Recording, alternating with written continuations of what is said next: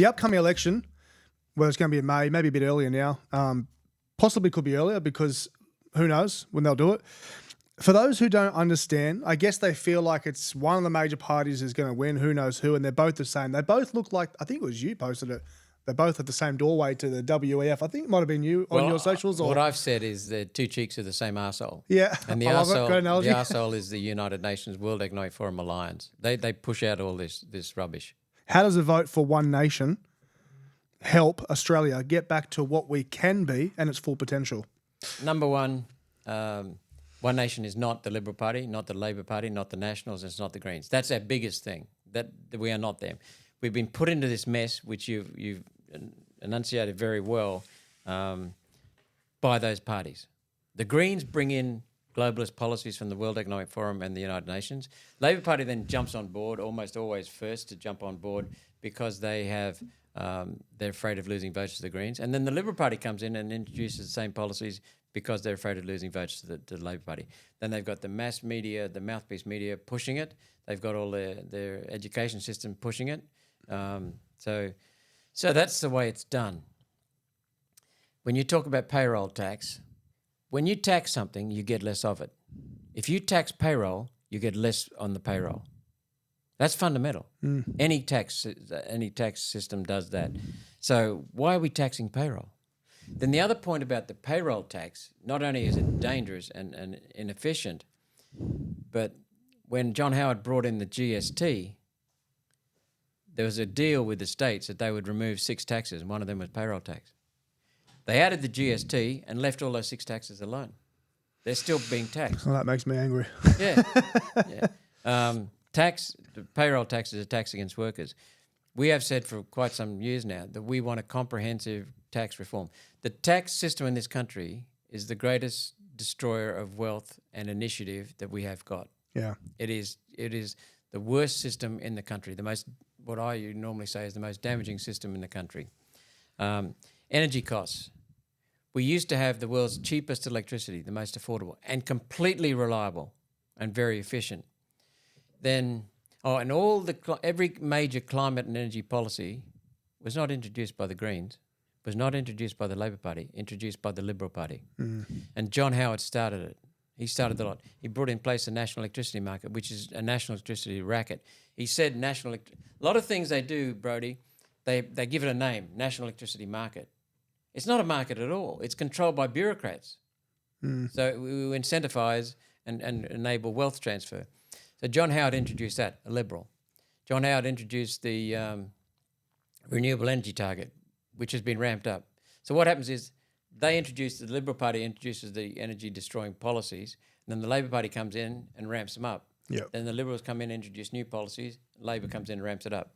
When Labor Party first came in July of 2022, in September, they didn't waste any time, they ramped up the safeguard mechanism, which is the basis for an emissions trading scheme, which is a carbon dioxide tax. People thought the bastards have done it. No, they built on the safeguard mechanism, a carbon dioxide tax that Hunt and Malcolm Turnbull introduced when Malcolm Turnbull was Prime Minister, a Liberal again. So that's what they've done. What they've done is, where do you stop? Electricity prices are now the number one component of most manufacturing companies. It used to be labour, but manufacturing is so mechanised and so automated that labour's down usually around 3rd or 4th highest cost category. Now, you've got a service business, so labour is pretty high for you. Yep. But manufacturing, that's not the case. Energy costs are now the number one for most manufacturers, almost all manufacturers. So when you ramp up the cost of electricity artificially with the carbon dioxide tax and emissions trading scheme, which is what they've done, and by subsidies for solar and wind because of John Howard, then what you're doing is you're driving up the prices of electricity. Yeah. Which means your manufacturers no longer compete with manufacturers in China. So get a load of this. Your people will be really horrified. We are the world's largest exporters. We were the world's largest exporters. We're now number 3, I think, pretty close to the top in liquid natural gas. We get bugger all for it, thanks to John Howard. We get bugger all for it. Our gas prices are amongst the highest in the world. Our gas export prices are very, very low. We are the second largest exporter of coal. We used to be the largest. Indonesia's passed us. In other words, if we shut down all of our coal, other countries are going to export coal anyway, so it doesn't really matter. We export our coal to China, to Thailand, to Asia, to other countries, to Europe, to India, because they want coal. The secret to development of civilization has been, in the last 170 years, has been the availability of cheap, accessible, reliable hydrocarbon fuels, coal, oil and natural gas. So China takes our coal. We produce about 560 million tonnes of coal a year. I don't know what the latest figures are. China produces 4.5 billion tonnes of coal, 9 times what we produced. And their coal production is increasing. They're heading for 5 billion tonnes. They're saying to you, we don't care what you think, we're going to produce it. So they want even more, so we sell them ours. Our coking coal for making steel is some of the best in the world. Our thermal coal for making electricity is some of the best in the world. China takes that coal from us. We can't use the stuff here for generating cheap electricity. We then import solar panels and wind turbines from China, subsidised. Yeah. We subsidise the Chinese. Most of the people who install them in our country are foreign owned, many of them from China, and we subsidise them to install them. All of those subsidies either come from taxpayers or mostly from electricity users. That raises the price of electricity. Yeah. So think about what's going on. We're now destroying our environment by installing these things, blanketing the whole of hundreds of square kilometres in black solar panels. We're slaughtering koalas. We're literally slaughtering koalas, chopping down trees, polluting creeks with runoff to install wind turbines. Coal-fired power station is very, very concentrated. It only uses about 40 hectares of ground. Solar panels are distributed across hundreds of square kilometres. In addition, the solar panels have got to be away from the major cities. So we could put a coal-fired plant close to the cities. And that minimises the transmission costs. The transmission costs used to be around about 49% of the cost of electricity. They're pretty high. Now what we're doing is scattering our solar wind and solar generators. Where not only that, but because they're very low energy efficiency, very low energy density, we've got to have more of them. So we've increased our transmission costs enormously. Solar panels don't work at night. Wind turbines generally don't work at night because the wind dies down. So what's going to happen? You need batteries. Batteries are not reliable. Or you use pumped hydro, which is highly inefficient. When you use a pumped hydro system, it means you're admitting your system is not efficient. We had the world's cheapest electricity because we had coal-fired power stations generating almost all of it. When you generate, it's hard to stop here. When you use solar and wind, the capacity, if you want 100 megawatts, okay, you're not going to have a station that small, but just for every 100 megawatts of a coal-fired power station, if you want 100 megawatts from a coal plant, you design it for building 100 megawatts. You will get that day in, day out, day out. Reliable. Baseload power. And when you shut it down for maintenance, it's only about 2 or 3% of the time. So you get 95% plus availability. Solar and wind, the average capacity factor is about 23%. That means you need 4 times to get your 100 megawatts. You need to install 400 megawatts. Now can you see why the costs are so bloody high? Now, wind, it's down as low as 21%, the latest figures, which means you need 5 times as many. So the cost, that's not built into the plans. In fact, they don't have any plans. They're just saying build solar and wind. Then you look at peak hour. The demand for electricity goes up early in the morning when people are getting ready, showering and cooking breakfast, and then late in the evening when they come home and so on. So during peak hour, the availability of solar and wind is about 10%. So if you want that 100 megawatts of power, you've got to install about 1,000 megawatts capacity to get your 10%, 100 megawatts. That means you're going to increase your cost 10 times. Now, with a coal plant or a gas plant or a nuclear plant, the life of the plant is about 60 years. With solar and wind, it's about 15 to 20 years. So that means over the life of a coal plant or a nuclear plant, you're going to have to replace the solar and wind 4 times. So that increases the cost again. So we're now up to a multiple of 40 times. It's good business though if you make the panels and you make the wind. Yeah. And that's why Climate 200, which is pushing the Teals and pushing the Greens and pushing David Pocock, that's why their backers are investing in solar and wind, because that's what they're doing. So energy costs are driving up the cost of living for Australia. When you hit energy costs, because it cascades right through the economy, you're dramatically decreasing your standard of living in this country. Yeah. We used to have it affects everything. The restaurant you eat at, everything. So then the other component of cost of living is housing. Yep. Housing costs are so damn high in this country. The multiples for how many years it takes to get a typical person to get enough for a deposit on a house is out of control in Australia now. We're the worst in the world for housing prices. We're the worst in the world. Been artificially increased because our immigration is so damn high. We have got people here. John Howard, there's that name again, was the one who doubled immigration rates when he was in power. Prime Minister since then have increased it. They've gone from about 80,000 per year under John Howard to 150, 160 under John Howard. He's the first one who did it. Then they went up to around about 230, 250,000 per year net migration. Now under Albanese, there are over 500,000 net migrants. We've got 737,000 coming in. Albanese came out and said after the first year, and we belled him, he said, okay, we'll make sure next year is lower. This year, the rate of immigration is even higher. So what we're looking at is 2 million people coming into this country, and they all need houses. Now, Since when?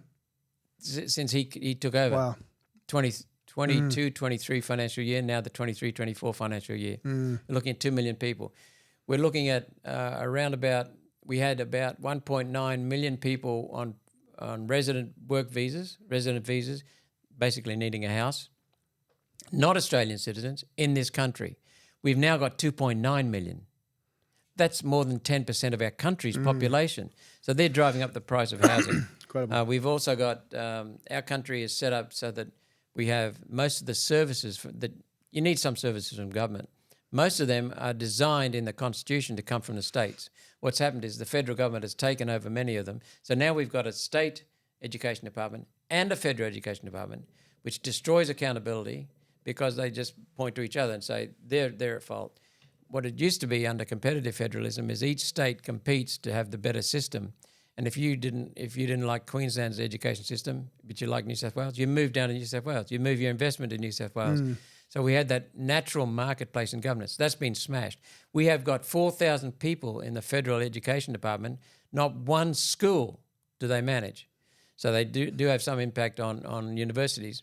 But what happens with the federal education system is that they're a central body. So if you want to get a national curriculum in from the World Economic Forum, from the United Nations, you put it in place in federal, and the federal disseminate it. So that's what's happening through the globalisation. We centralise a lot in Canberra. It's corrupted by the globalists and buggered up by our own bureaucrats and politicians, and no one knows what the hell's going on. So we've got duplication of costs, which is costing us hundreds of billions of dollars a year. Which is why we're never going to get a tax reform, because they can't afford to lower taxes because they keep spending more and more and more, and everything they do seems to cost more and more and more, and none of it's efficient.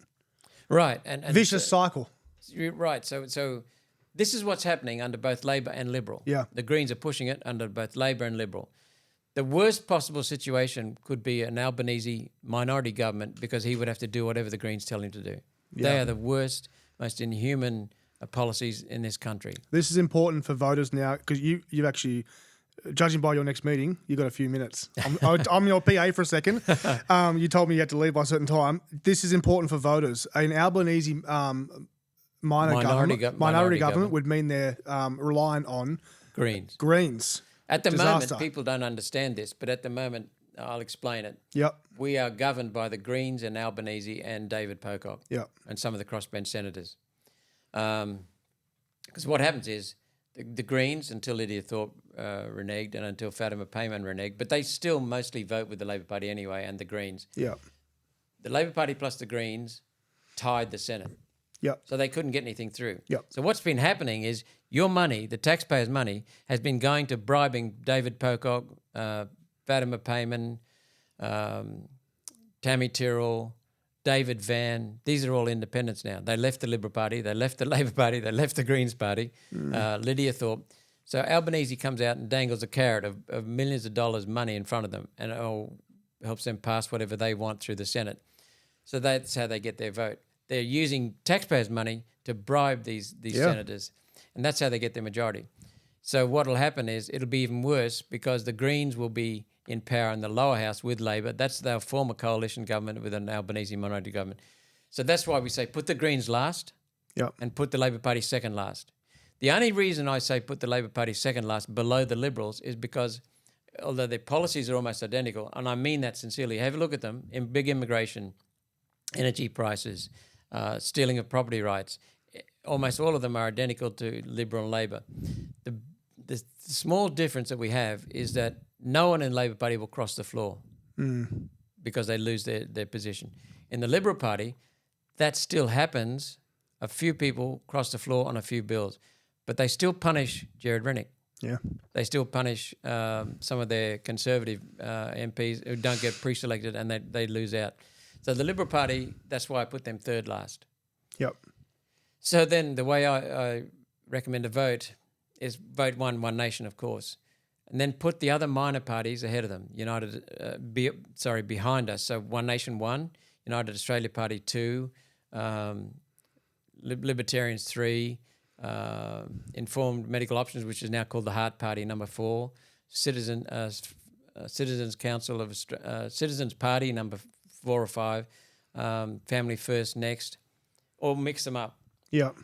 That way, if One Nation misses out, then what happens is your preference will go to number 2, which would be United Australia.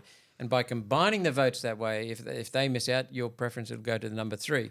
You can actually vote for the combined entity. So that way you've got more chance of getting a minor party like One Nation. And we're the biggest of the minor parties, so we've got the best chance.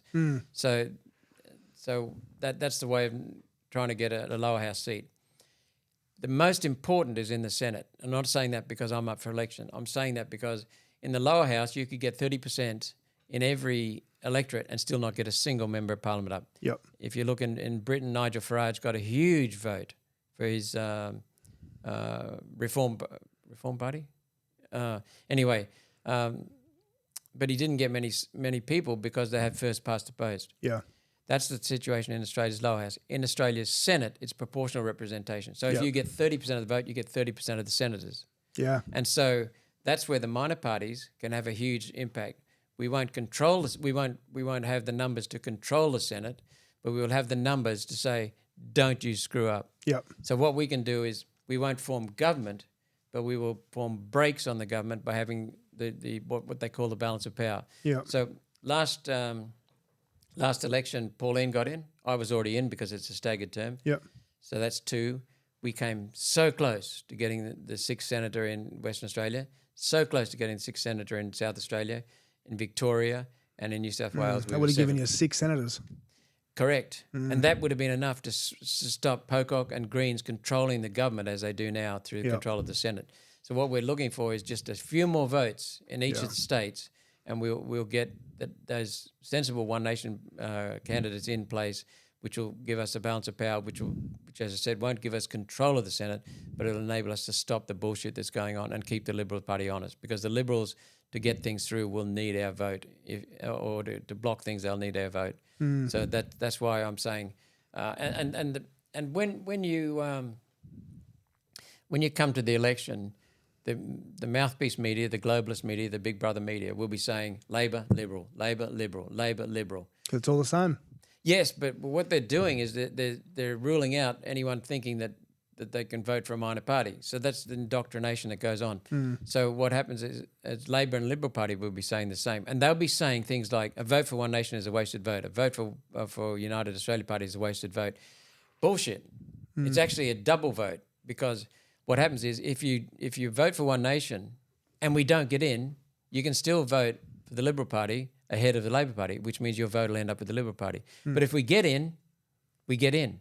So if you want One Nation, you want the minor parties, vote for us in that order: One Nation, United Australia, etc., and then put Liberals before Labor. So some people come to us and say after the state election, Oh, we voted for you guys. We put you number 2 behind the Liberals. We've just got to get Labor out in Queensland, for example. Yeah. Well, they didn't vote for us at all. Yeah. But if you vote for major parties first, then your vote will go straight to them. That's where it'll stay. Yeah. But if you vote for a minor party first, then and you don't want the Labor Party, then the way to stop them is to vote One Nation One, hopefully get the balance of power.